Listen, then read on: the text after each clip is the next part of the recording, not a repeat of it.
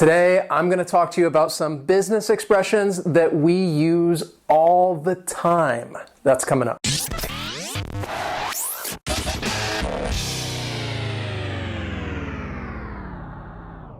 The expressions that I'm going to teach you today are used quite often, and these are business expressions that we use no matter whether we work in an office, a restaurant, a school. These expressions are universal. So let's begin. The first expression is this one, ASAP, ASAP. It's an acronym that stands for as soon as possible. And we say this when we really want to express urgency, that we need something immediately. And you might hear somebody say, I need this thing ASAP. Or you could say all four letters means the same thing. I need it ASAP. Right now, immediately, ASAP. ASAP. That means now. Call me back, ASAP. I want you out of here ASAP. I'll get that to you ASAP.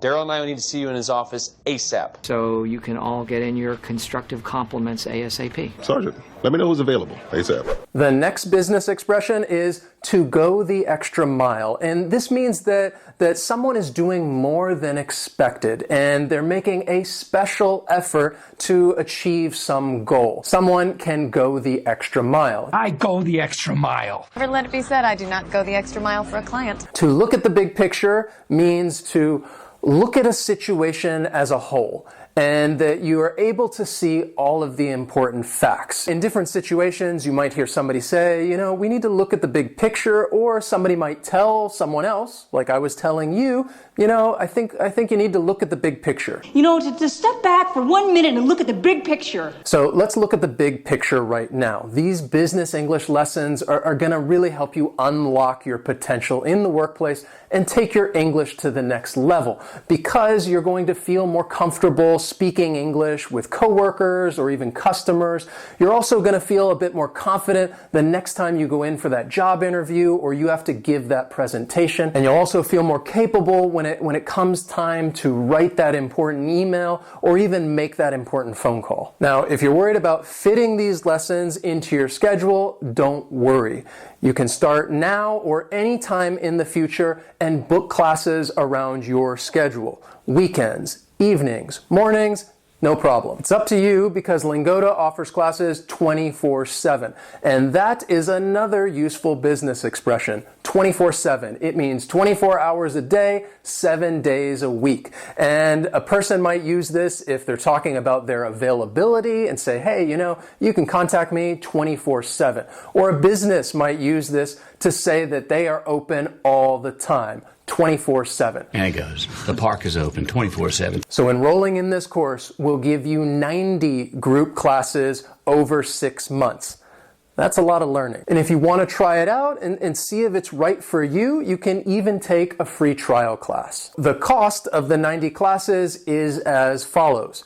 So for 90 classes, let's just do the math real quick. That's only €11 per class. That's a great investment, and that's exactly what this is. You're investing in yourself.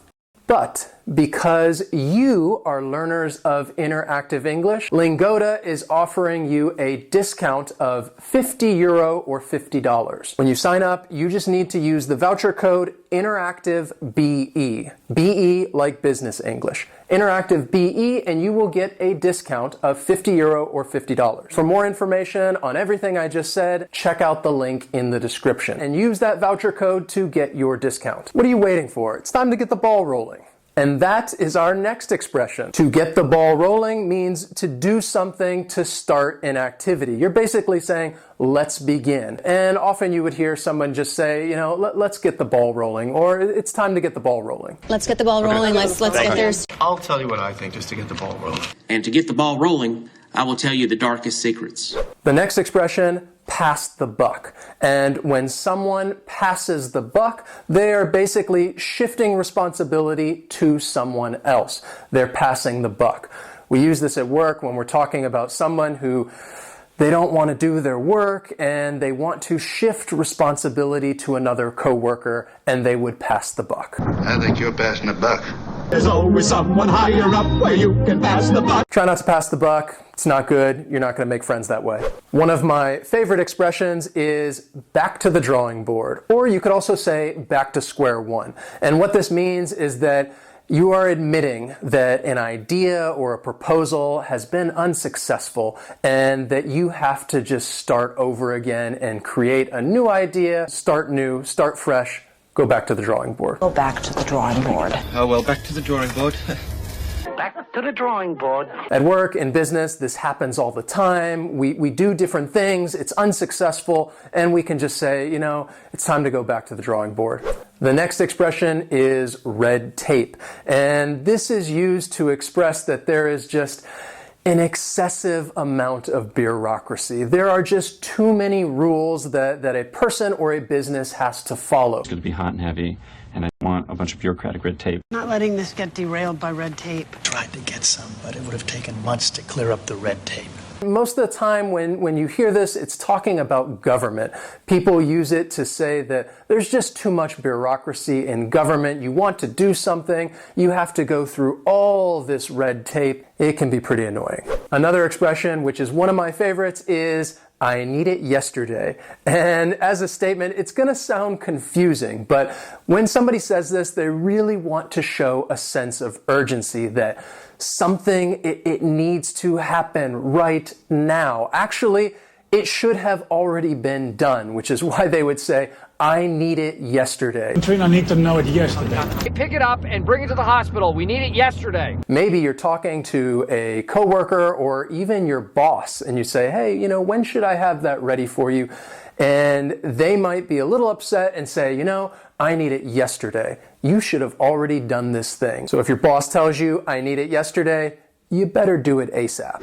Another great expression, which is also a statement that you would just say to somebody, is, I'm afraid I didn't get that. And the reason why I think this is so useful is because it's a way of clarifying information, especially when you're talking on the phone. So if you're speaking to somebody on the phone and they're telling you something, and maybe you're trying to write it down and it's going too fast, you could say, I'm afraid I didn't get that. I'm sorry, I didn't get most of that. Sorry, I didn't quite get that. So if you're on the phone and you want to clarify the information that somebody is giving you, then you could just say, I'm sorry, I'm afraid I didn't get that. If you enjoyed learning these business expressions and you feel like you've learned something new, please hit that like button. Also, don't forget to check out the link in the description if you'd like to get the ball rolling and really improve your business English. Use that voucher code InteractiveBE to get your discount. Thanks so much for watching, and I'll see you next time.